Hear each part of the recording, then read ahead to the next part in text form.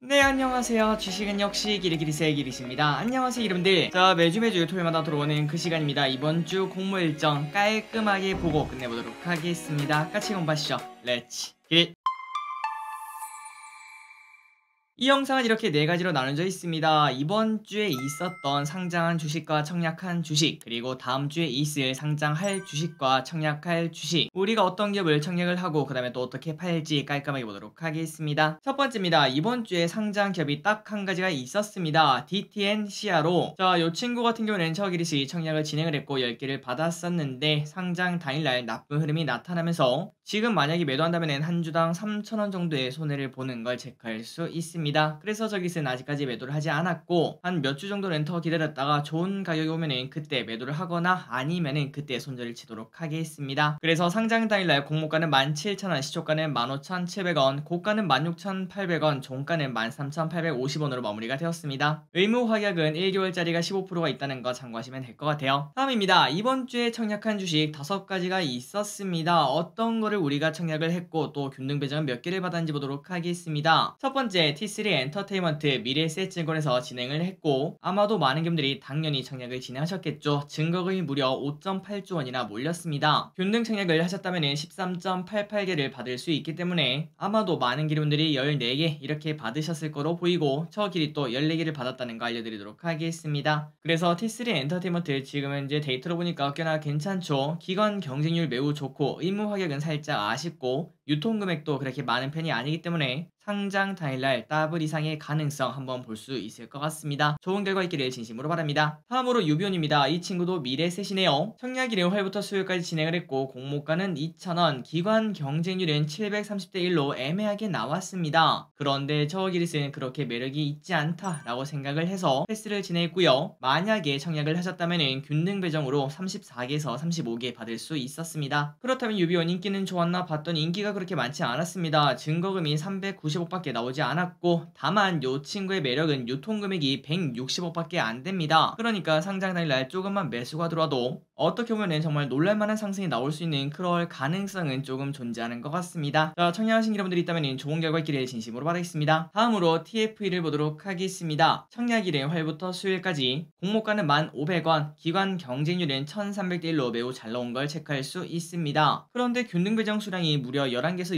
12개나 돼요. 그렇다면은 야 이거 인기가 별로 없었던 거 아니냐 라는 생각이 드는데 그 이유 중 하나는 바로 IBK 투자다 보니까 사람들이 많이 가지고 있지 않은 그러한 증권사 아니겠습니까? 그러다 보니까 참여도가 조금 낮았다라고 볼 수 있고 그리고 저 기릿은 균등 배정만 청약을 한 다음에 그리고 추가 납입을 하지 않아서 5개만 받았다는 거 알려드리도록 하겠습니다. 그리고 유통비율은 21%밖에 안 돼서 유통금액이 200억밖에 안 된다는 거 이 부분은 매우 큰 장점이라고 볼 수 있겠죠. 다음 주에 상장하는 TFE 좋은 결과 있었으면 진심으로 좋겠습니다. 엔젯을 보도록 하겠습니다. 실적 성장세가 엄청난 기업이었죠. 그래서 이 기업은 상장하고 난 다음에 충분히 우리가 공부해서 살만한 기업이다 라는 걸 우리가 지난번에 공부를 해봤었는데 일단 지금 현재 기관 경쟁률이 매우 좋지 않았고 그리고 증거금도 단 49억밖에 몰리지 않았기 때문에 균등 청약을 하셨다면 무려 64개를 받을 수 있었다고 합니다. 좋은 결과 있기를 진심으로 바라겠습니다. 마지막으로 인벤티지랩을 보도록 하겠습니다. 한국투자증권에서 진행 청약일은 금요일부터 그리고 다음 주 월요일입니다. 그러니까 아직까지 진행을 할 수 있다는 거겠죠. 상장일은 아직까지 미정, 공모가는 12,000원, 기관 경쟁률은 14대 1로 매우 나빴습니다. 그래서 일단 지금 1일차 결과를 봤을 때는 균등 배정 수량으로 116개를 받을 수 있는데 아마도 좀 줄어들 거라고 볼 수 있겠죠. 그런데 저기리스는 바이오 기업 아니겠습니까? 그리고 바이오 기업들은 최근 들어 꽤나 좋은 흐름을 나타냈기 때문에 월요일날 야수의 심장으로 청약을 진행을 해보도록 하겠습니다. 다만 손실 확률이 50%보다 더 높다라고 개인적으로 생각하기 때문에 증시도 안 좋은데 여기서 손실 보기 싫다라고 생각하시면 당연히 패스를 진행하시면 될 것 같습니다.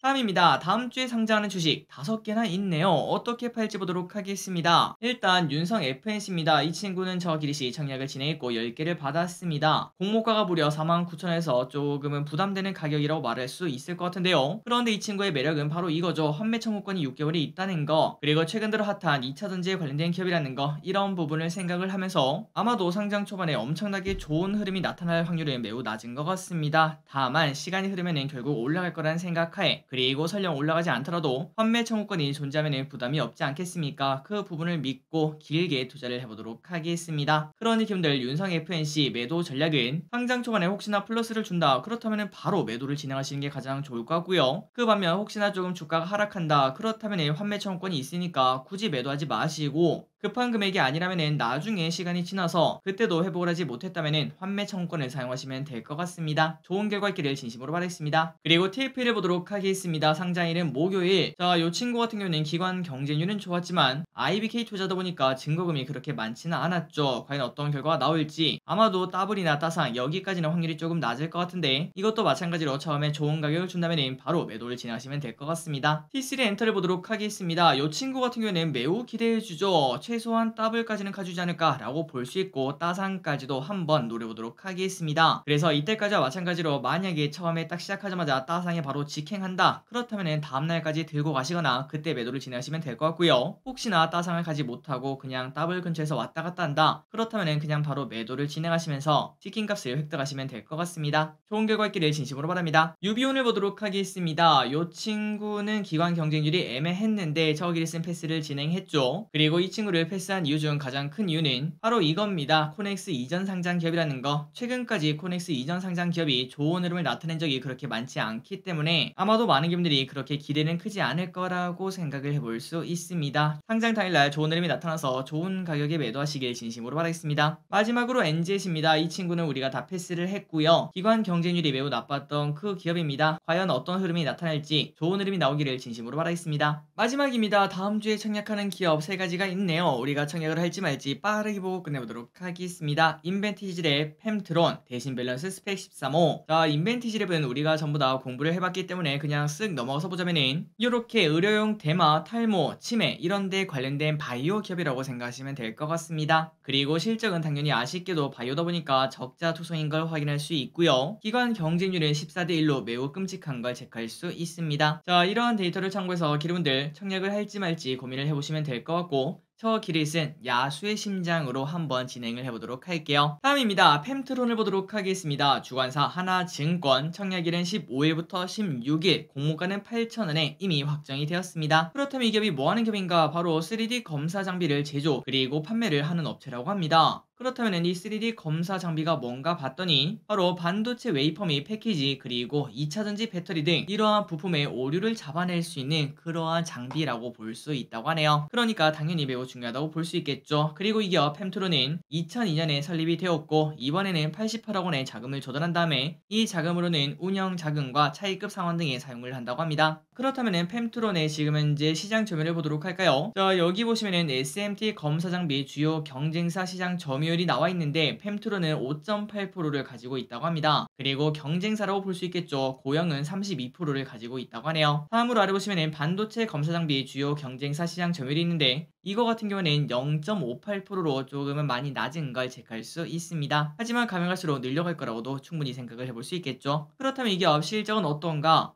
실적은 성장을 하는 것 같긴 한데 그런데 좀 들쑥날쑥 분위기에 따라서 많이 차이가 나는 걸 볼 수 있습니다. 그렇기 때문에 안정적인 주식이다, 안정적인 실적을 낸다라고 말하기는 조금 어렵고 그러한 이유에서인지 기관 평가도 매우 안 좋았습니다. 120대 1 많이 안 좋다는 걸 우리가 확인할 수 있죠. 신청한 기관들의 89%는 만원 미만, 공모가 하단 미만을 제시를 했기 때문에 공모가는 결국 8,000원에 확정을 시켰다고 합니다. 그런데 그 와중에 의무 합격은 10% 정도 있는 걸 확인할 수 있는데 하지만 큰 의미는 없다고 볼 수 있겠죠. 그렇다면 우리가 청약을 해야 되는가 말아야 되는가? 당연히 패스를 진행하시면 될 것 같습니다. 일단 섹터 자체가 그렇게 매력있는 섹터가 아니고 그리고 실적 성장도 꾸준하게 딱딱딱 지키는 게 아니고 그 외에도 다른 데이터를 봤을 때 매력적인 포인트를 찾기는 조금 어렵다라고 말할 수 있겠죠. 그래서 저기 쓴 패스를 진행하도록 하겠습니다. 마지막입니다. 대신 밸런스 스펙 13호를 보고 끝내보도록 하겠습니다. 주관사는 대신증권 청약일은 17일부터 18일 공모가는 2,000원 대신 밸런스 스펙 13호 대주주 이렇게 확인하시면 될 것 같고요. 그리고 관련 데이터도 이렇게 직접 확인하시면 될 것 같습니다. 그렇다면 대신 밸런스 스펙 13호 우리가 청약을 해야 되는가 말아야 되는가 당연히 패스를 진행하시면 될 것 같습니다. 예전에는 그래도 이제 금액을 많이 넣으면 배정 주식수가 많기 때문에 뭐 나름 괜찮다, 한 주당 100원은 먹을 수 있다 라는 생각이 있었는데 하지만 요즘에는 금리가 너무나 높다 보니까 팩의 매력 자체가 확실하게 많이 떨어진 걸 볼 수 있다고 합니다. 그래서 좋은 결과가 나올 확률이 매우 낮기 때문에 이번에는 패스를 진행하시면 될 것 같습니다. 해봤습니다. 달력을 보고 마무리 보도록 하겠습니다. 이렇게 나와 있는 걸 체크할 수 있고 여러분들 꼼꼼하게 확인하셔서 다음 주에도 좋은 결과 있기를 진심으로 바라겠습니다. 3초 뒤에 넘어가도록 할게요. 자, 오늘의 공부 여기까지 끝났습니다. 매주 기름들이 공짜로 치킨을 먹을 때까지 계속 같이 공부하도록 하겠습니다. 지금까지 기리셨습니다. 빠이요.